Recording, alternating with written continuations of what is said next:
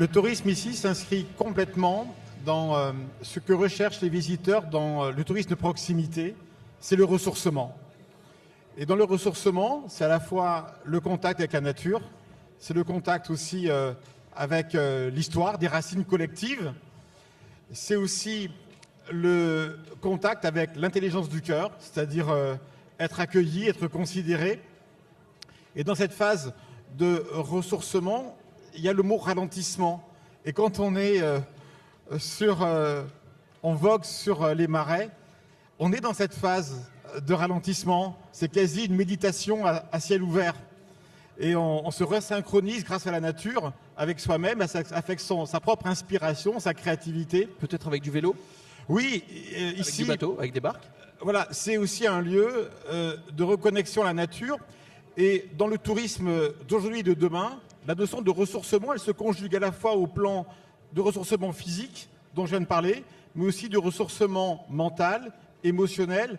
Et les bienfaits de la marche, du sport, ont un rôle considérable dans le fonctionnement du cerveau, dans cette logique de venir repartir en étant plus oxygéné, plus ressourcé, et aussi un caractère qui est important et qui le montre ici aussi ce soir, c'est que c'est un territoire où on crée du lien social. Il y a de la gastronomie aussi qui est très importante dans le Domarois, ça aussi on vous en Et parle? oui, on a des produits maraîchers, donc on a automatiquement après de la culture jusqu'à l'assiette, c'est du circuit hyper court. Voilà.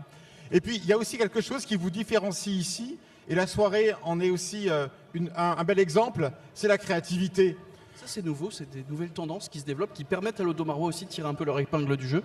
Eh bien, on va parler d'une marque ce soir, mais il n'y a pas d'attractivité d'une marque sans deux conditions qui sont complètement réunies sur ce territoire.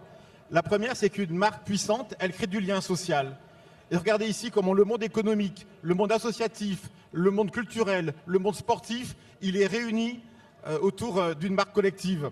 Et la deuxième chose, c'est une marque, c'est aussi la créativité. Et vous avez certainement la meilleure équipe de rigoquet de France, mais vous avez certainement l'Office de tourisme qui est parmi les meilleurs offices de tourisme de France au niveau de sa créativité. Quels sont les projets en cours? Quelles sont les prochaines grandes lignes qui vont faire continuer d'évoluer le tourisme ici dans l'Audomarois? Je pense qu'il y a... aujourd'hui, c'est vraiment la notion de comment on passe des équipements aux produits. Et comment on est aux produits qui vont garantir des émotions, qui vont créer des souvenirs. Et quand on vient en vacances, on vient avec l'intention de repartir avec des souvenirs. Et je pense qu'aujourd'hui, c'est un territoire qui est tellement créatif qu'on va avoir une multiplicité d'offres, mais c'est déjà le cas. Le concept de parc d'attractions à ciel ouvert est excellent. C'est-à-dire que pour une famille, c'est extrêmement interpellant. Vous avez des chiffres d'ailleurs sur la fréquentation?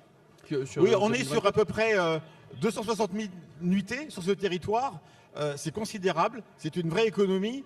Et puis c'est une économie aussi qui est régulièrement dans une phase de progression. Mais sa situation géographique et son identité est tellement forte. Et avec la marque, on va continuer à progresser.